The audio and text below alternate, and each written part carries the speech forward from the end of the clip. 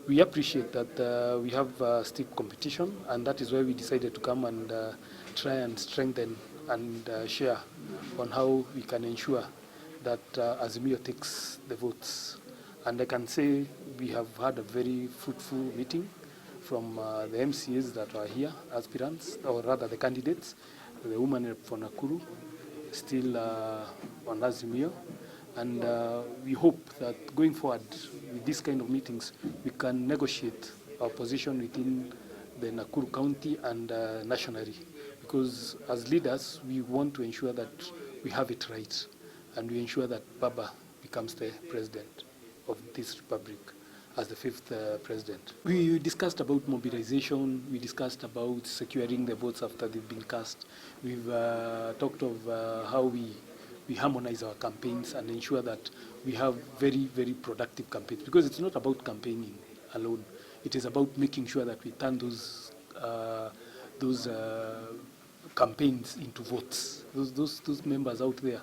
And we know that competition is there, and we need to appreciate that, and it's a fact. But we can tell, and we are confident that we are going to give Baba the majority of those votes. We have come together as Naivasha leaders today to come and constitute a lobby group that will be speaking specifically about Naivasha issues, and more so trying to come up with a strategy on how we are going to make sure that we win with the Azimio ticket for Baba and Mother. Those are our candidates for the presidential seat, and we have to constitute a way that we are going to have a good strategy to make sure that we win the election. Number two, in Naivasha, for a long time, we haven't had a lobby group. And I really want to thank one Anthony Ribo, who called for this meeting, for all of us to come and put a strategy forward. Many a times, we haven't had any positions at the county, nor at the national level. And we are saying that the government has a lot of space, whereby even if we all do not win the election, we are going to be absorbed by the government, because as per se, we are leaders, and we have come out as leaders. So that is the reason as to why we are here. And we are saying that the constitution of Azimio is by many political parties. And these political parties must be considered in various categories. So that is what we're discussing today.